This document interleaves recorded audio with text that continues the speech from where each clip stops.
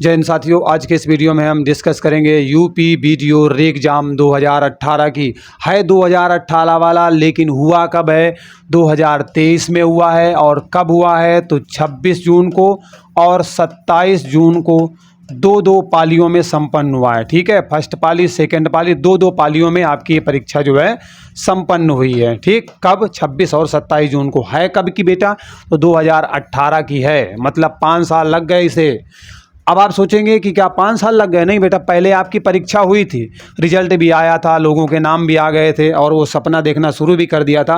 लेकिन बहुत सारे बच्चे कोर्ट में चले गए थे और उसके बाद जो है इस परीक्षा को रोक दिया गया था और फाइनली निर्णय लिया गया कि री एग्ज़ाम करवाया जाएगा। तब से बच्चों ने फिर से तैयारी करना शुरू कर दिया, क्योंकि जिनका सिलेक्शन हो गया था उनके सपने टूट गए थे। ठीक है, और दूसरी चीज़, अगर धांधली हुई है तो रद्द होना स्वाभाविक भी था। लेकिन अब ये परीक्षा आपके बेटा 26 जून और 27 जून 2023 को संपन्न हो चुकी है। अब मुख्य मुद्दा है कि इसमें जो पद थे वो कितने हैं बेटा? तो 1953 पद थे इस परीक्षा में। ठीक है, इस वैकेंसी में आपके 1953 पद थे। अब मुख्य बात है कि कट ऑफ क्या रहने वाली है, क्योंकि इसी के लिए आप आए हैं। ठीक है, तो बेटा आपकी जो परीक्षा है ना, 2 दिनों में 4 शिफ्ट में संपन्न होती है, जैसा कि मैंने आपको बताया। फर्स्ट पाली में, सेकंड पाली में, ठीक है, इसके बाद फर्स्ट पाली में और सेकंड पाली में ये परीक्षा आपकी संपन्न होती है। तो 4 पालियों में आपकी परीक्षा संपन्न होती है। और अगर हम बात करें कितने बच्चों को एडमिट कार्ड जारी किया गया था, तो लगभग बेटा 14 लाख बच्चों को जो है एडमिट कार्ड जारी किए गए थे इस परीक्षा में। ठीक, 14 लाख प्लस। ओके, जिसमें से लगभग 35 से 36% के आसपास, मतलब इसमें जो बच्चे हैं ना, 35 से 36% बच्चे जो है उपस्थित होते हैं। ठीक है, उपस्थिति कितनी रहती है? लगभग 35 से 36% रहती है। तो 35 से 36% आप निकाल लीजिएगा 14 लाख एडमिट कार्ड का। ठीक है, 14 लाख लगभग बच्चों को जो है परीक्षा देने के लिए जाना था। तो इसका निकालेंगे तो लगभग मैं मान के चल रहा हूँ कि 5 लाख के आसपास आ रहे हैं। बाकी आप गणितज्ञ हैं, ठीक है, गुणा करा लीजिएगा। समथिंग 5 लाख के आसपास बच्चे पहुँच रहे हैं। तो 5 लाख के आसपास जो बच्चे पहुंच रहे हैं, इन्होंने परीक्षा दी है। तो बाकी बेटा 14 लाख में से तो चले गए, तो 9 लाख तो सीधे सीधे आपके क्या हो गए? बाहर हो गए। तो इनसे तो हमारा कंपटीशन है ही नहीं। 5 लाख बचे आपके बच्चे। ठीक है, मतलब 64-65% बच्चों ने लगभग आपकी परीक्षा छोड़ दी।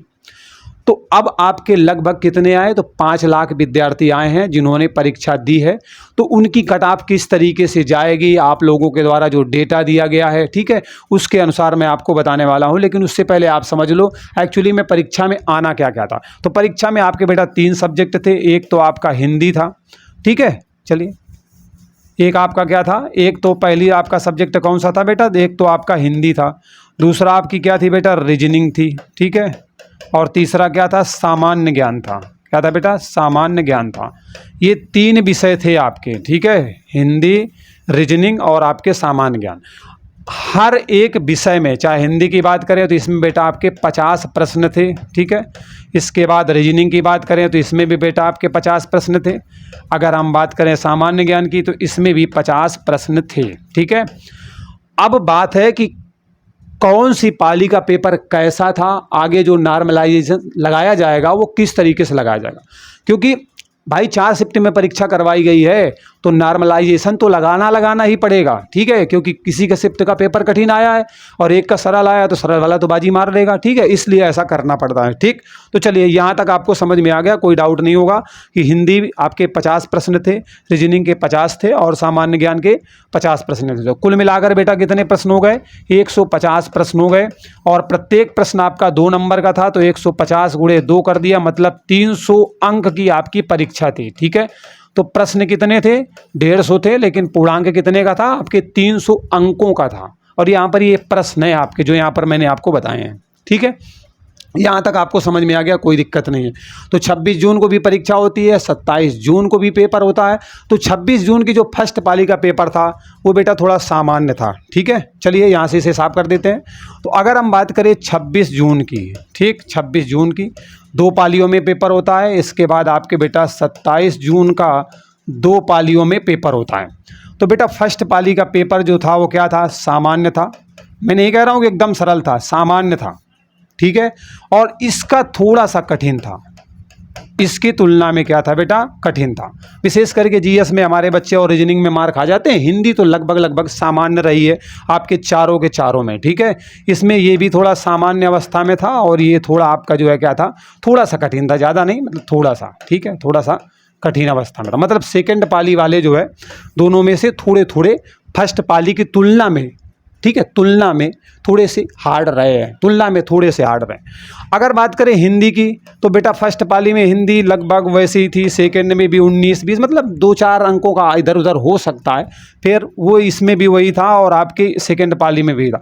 मतलब सब में हिंदी आपकी थी। तो मतलब अगर आंकड़े आप घूम फिर कर निकाल के चलोगे ना तो 45 के आसपास का जाता है। मतलब किसी में आप 43 कर लोगे, किसी में 42 कर लोगे, 43, 44, किसी में 46 भी लेके जाओगे।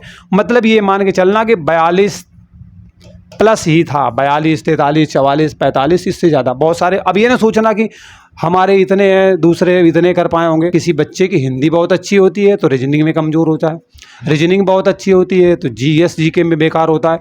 तो कहीं ना कहीं आपको जो है टोटल जो स्कोर बनेगा ना उसको टारगेट करके चलना। इसलिए ये मत सोचना कि अरे मेरे दोस्त के तो भैया 50 में से 49 लेके हिंदी में आया, लेकिन ये भी तो सोचो जीएस में उसके कितने होंगे, 3, 4, 5, 6, 7, 8, 9, 10 ऐसे ही तो होंगे यार। तुमने इसमें भी तो अच्छा परफॉर्म किया है।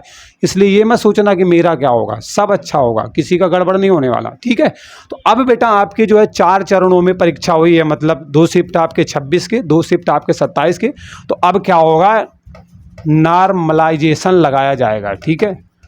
इसके हिसाब से कट ऑफ तैयार की जाएगी। तो बहुत सारे आप लोगों के जो डेटा आप लोगों ने सेंड किया है उसके अनुसार और बहुत सारा रिसर्च करने के बाद मैं आपके सामने रखने वाला हूं कि एक्चुअली में आपकी कट ऑफ क्या जाने की संभावना है, ठीक है। चलिए अब हम सीधे सीधे बात करते हैं कट ऑफ पर कि कट ऑफ आखिरकार कितनी रहने वाली है इस परीक्षा की, ठीक है। तो अगर हम बात करें जर्नल की तो लगभग ये आपके बेटा 105 प्रश्न से लेकर के 107-8 प्रश्न तक जाने वाली है, ठीक है। 107 प्रश्न तक लगभग जाने वाली है। प्रश्नों की बात कर रहा हूँ, अगर आप 2 से गुणा करवा लेंगे ना इसमें तो मतलब आपके 210 अंक से लेकर के 214 अंक के बीच के आसपास रहने वाली है, ठीक है।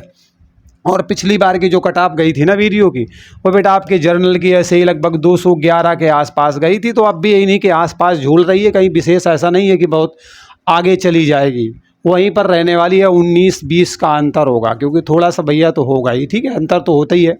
दूसरी बात अगर हम बात करें अनुसूचित जाति की, एससी की, ठीक है। अच्छा ओबीसी की बात कर लेते हैं। तो ओबीसी की भी कट ऑफ लगभग बेटा यहीं रहने वाली है, आस ही पास झूमती रहती है। तो 105 से 107-8 के आसपास ये भी रहने वाली है। तो इसको भी आप यहीं पर लेकर के चलो, लगभग इतने प्रश्नों पे ही रहेगी, क्योंकि मोस्टली देखते हो एक आधे अंकों का अंतर आ जाए तो आ जा, नहीं तो लगभग सेम दोनों की जाती है। अगर हम बात करेंगे एससी की तो एससी की कट ऑफ बेटा 100 से लेकर 105 के बीच में संभावित है। मतलब अगर बात करें 200 अंक की या फिर 210 अंक के बीच में रहने वाली है। मतलब 2, 3, 4, 5, 6 कुछ अंक हो सकते हैं बीच में, ठीक है। अगर हम बात करेंगे अनुसूचित जनजाति की, एसटी की अगर हम बात करेंगे तो इसकी कट ऑफ आपके 95 से 100 के बीच में जाने की संभावना है, ठीक है। संभावना, ठीक है। क्योंकि एक्चुअली क्या है ना, नॉर्मलाइजेशन के बाद में जो आयोग कट ऑफ जारी करेगा वही आपकी असली वाली होगी, ठीक है। यहाँ पर मैं एक अनुमान के और आप लोगों के द्वारा उपलब्ध कराए डेटा के अनुसार बता रहा हूँ, ठीक है, कि मैंने इतने सही किए, मैंने इतने सही किए, ठीक। तो ये बात आपको समझ में आ गई। तो लगभग मान के चलो 2 का गुणा करवा लेना, मतलब 200 के अंदर रहने वाली है। 90 से 200 के बीच में जो है, 190 से 200 के बीच में अगर है तो कहीं ना कहीं सेफ जोन है, ये सेफ जोन है, मैक्सिमम बता रहा हूँ। और हो सकता है कि 1-2 नंबर या 3-4 नंबर कम ज़्यादा भी हो सकती है, ठीक है।